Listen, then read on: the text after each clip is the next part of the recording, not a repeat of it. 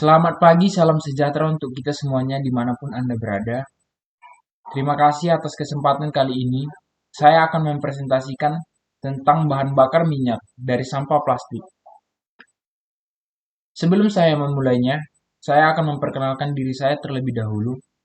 Nama saya Sixteen Febrianto Pasaribu, NIM 19320035, Doktor Dosen Pengampu, Doktor Engineering Muhammad Samsiro, Universitas Dana Badra, Yogyakarta tahun 2022. Pendahuluan. Pada era modern ini, plastik sangat dibutuhkan dalam menunjang kehidupan manusia. Peralatan dalam kehidupan manusia yang menggunakan bahan baku plastik diantaranya adalah peralatan mandi, seperti ember, gayung, tempat sabun, peralatan makan dan minum, seperti piring plastik, gelas plastik, kotak bekal, botol minum, dan alat tulis seperti penggaris dan kotak pensil, dan masih banyak lagi. Beberapa plastik yang biasa digunakan sebagai bahan baku adalah PET, HDPE, PVC, LDPE, dan PP. Jenis plastik yang sering ditemukan adalah PET, yang digunakan sebagai bahan baku botol air mineral, LDPE yang digunakan sebagai bahan baku kantong kresek, dan PP yang digunakan sebagai gelas air mineral. Semakin banyak jumlah sampah plastik yang dihasilkan, menyebabkan perlunya dilakukan pengolahan terhadap sampah plastik tersebut. Masyarakat awam sering membakar sampah plastik untuk mengurangi jumlah sampah plastik di lingkungan. Padahal, sampah plastik yang dibakar akan menghasilkan gas hidrogen sulfida atau H2S yang dapat menjadi racun bagi lingkungan. Potensi bahan bakar minyak dari sampah plastik. Plastik merupakan material yang terbentuk dari proses polimerisasi karbon dan hidrogen, yaitu proses penggabungan beberapa molekul sederhana menjadi molekul besar. Plastik merupakan material yang kuat dan tidak mudah pecah, ringan, anti karat, mudah diwarnai dan dibentuk, serta isolator panas dan listrik yang baik. Sifatnya tersebut menyebabkan penggunaan plastik dalam berbagai aktivitas di kehidupan sehari-hari cukup besar sehingga menghasilkan sampah dengan jumlah yang besar pula. Plastik terbagi menjadi dua jenis, yaitu termoplastik dan thermosets. Termoplastik merupakan plastik yang jika dipanaskan hingga suhu tertentu akan mencair dan dapat dibentuk kembali sesuai dengan kebutuhan. Termoplastik umumnya digunakan sebagai bahan pembuat botol kemasan dan dapat didaur ulang. Sedangkan thermosets adalah plastik yang apabila dipanaskan tidak dapat mencair kembali. Plastik jenis ini digunakan sebagai bahan baku kantong plastik. Termoplastik terbagi menjadi beberapa jenis, yang salah satu bahan baku pembuatan plastik adalah hasil disitasi minyak bumi jenis nafta dengan titik didih maksimal 36-270 derajat Celcius. Dalam pemanfaatannya, nafta digunakan sebagai pelarut, bahan kimia, plastik, dan bahan bakar kendaraan jenis bensin. Oleh karena itu, sampah plastik berpotensi sebagai diolah kembali menjadi bahan bakar ke bentuk semulanya. Dan juga mengingat bahwa dengan kondisi Indonesia yang memiliki masalah besar terhadap sampah plastik, maka merubah sampah plastik menjadi alternatif bahan bakar adalah cara yang paling efektif mengatasi masalah sampah plastik dan masalah bahan bakar di dalam negeri. Produksi energi bahan bakar minyak dari sampah plastik. Pemanfaatan sampah plastik dapat dilakukan dengan mendaur ulang sampah plastik, salah satunya dengan cara pirolisis yang bertujuan untuk mengurangi sampah plastik dan diperolehnya kembali bahan bakar minyak yang merupakan salah satu bahan baku plastik. Hal ini bisa dilakukan karena pada dasarnya plastik berasal dari minyak bumi, sehingga tinggal dikembalikan ke bentuk semulanya. Selain itu, plastik juga mempunyai nilai kalor cukup tinggi. Teknologi pirolisis adalah suatu sistem pemanasan tanpa oksigen, di mana teknologi ini digunakan untuk mengkonversi sampah plastik menjadi bahan bakar minyak. Proses ini dapat dilakukan karena pada dasarnya plastik adalah polimer atau rantai panjang atom yang mengikat satu sama lain yang berasal dari minyak bumi. sehingga proses ini hanya mengembalikannya ke dalam bentuk asal mulanya. Proses ini umumnya berlangsung pada temperatur antara 400 sampai 800 derajat Celcius, tergantung dari jenis plastik dan target produknya. Sistem pirolisis sampah plastik terintegrasi yang akan dikembangkan terdiri dari beberapa bagian utama yaitu mesin pirolisis, burner, dan cangkang nyamplung sebagai bahan bakar burner.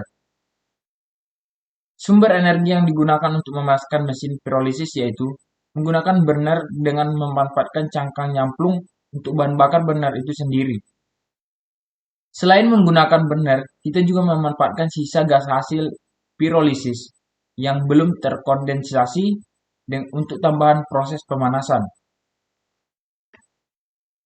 Minyak hasil pirolisis dapat dimanfaatkan untuk skala rumah tangga maupun usaha kecil dan menengah atau UKM.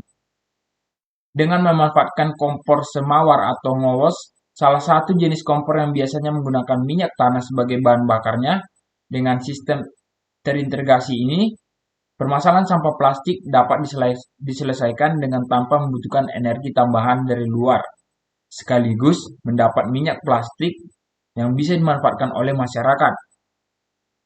Hasil rancang bangun alat pirolisis yang dihasilkan dari kegiatan pengabdian masyarakat ini telah memiliki unjuk kerja yang optimal. Ada beberapa komponen yang dimiliki alat pirolisis ini. Adapun komponen-komponen tersebut adalah sebagai berikut. A. Reaktor. Reaktor berfungsi sebagai tempat plastik yang akan dimanfaatkan dengan cara dipanaskan untuk menjadi bahan bakar minyak. Reaktor ini berdiameter 600 mm dan memiliki tinggi 900 mm dengan dua tutup yang digunakan untuk memasukkan plastik dan mengeluarkan sisa pirolisis plastik yang berdiameter 200 mm. B. Kondensor. Kondensor berfungsi untuk mengubah gas atau uap hasil pirolisis menjadi cairan atau bahan bakar minyak. Pada tahap kondensasi, uap hasil dari reaktor pirolisis dialirkan ke rangkaian kondensor.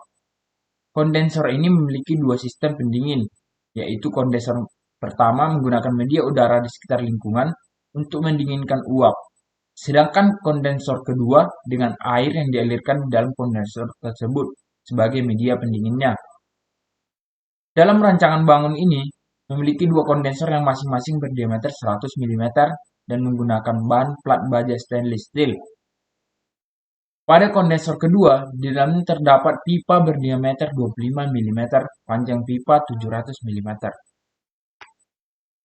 C. Pompa air. Pompa air berfungsi untuk memompa air ke dalam tabung kondensor kedua, gunanya untuk mendinginkan gas hasil pembakaran menjadi minyak. D. Burner. Burner merupakan pensuplai energi panas untuk memanaskan mesin pirolisis dengan suhu mencapai 400 sampai 800 derajat Celcius, sehingga plastik dapat mencair dan menjadi uap. Lalu uap tersebut akan didinginkan dengan kondensor sehingga dapat menghasilkan bahan bakar minyak. Ini adalah salah satu foto hasil perancangan dan fabrikasi alat pirolisis yang terdapat di Yogyakarta. Performa teknologi dari bahan bakar minyak yang berasal dari sampah. Desain alat pirolisis ini dibuat untuk mengatasi limbah plastik yang dimanfaatkan sehingga mencemari lingkungan. Alat ini dirancang dengan kapasitas 20 kg per 6 jam. Sistem pirolisis terintegrasi telah diusulkan untuk dikembangkan. Sistem ini terdiri dari beberapa bagian utama, yaitu alat pirolisis dan burner. Hasil pengujian menunjukkan bahwa alat dapat bekerja dengan baik pada kapasitas 14 kg per jam. Peningkatan kapasitas dapat ditingkatkan dengan menambah masukan plastik dan mengalirkan air untuk mendorong plastik keluar lebih cepat.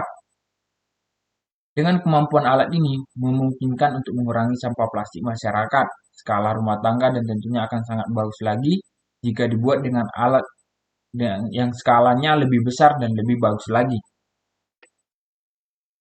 Potensi aplikasinya di Indonesia. Sampah sudah menjadi masalah Indonesia sejak lama. Konsumsi Indonesia terhadap plastik sangat besar, sehingga sampah plastik skalanya juga tentu sangat besar. Tidak ada data akurat tentang jumlah pencemaran sampah plastik di Indonesia. Walaupun terdapat beberapa perkiraan, seperti dikutip dari GeoTimes, secara keseluruhan sampah di Jakarta mencapai 6.000 hingga 6.400 ton per hari. Sementara di Pulau Bali, jumlah sampah mencapai 10.725 ton per hari. Sedangkan untuk Kota Palembang, jumlah sampah naik dari 700 ton per hari menjadi 1.200 ton per hari.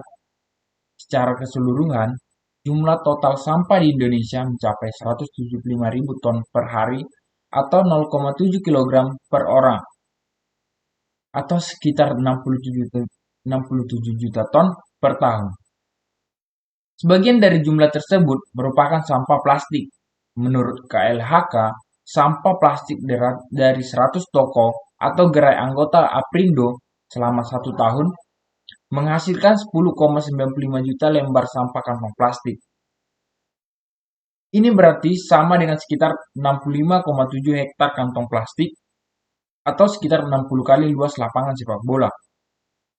Menurut Indonesia Solid Waste Association atau INSWA, sebagaimana dikutip dari Antara, produksi sampah plastik Indonesia sekitar 5,4 juta ton per tahun. Sementara berdasarkan data BPLHD, sekitar 13% dari sampah di Jakarta, 6.000 ton per hari adalah sampah plastik.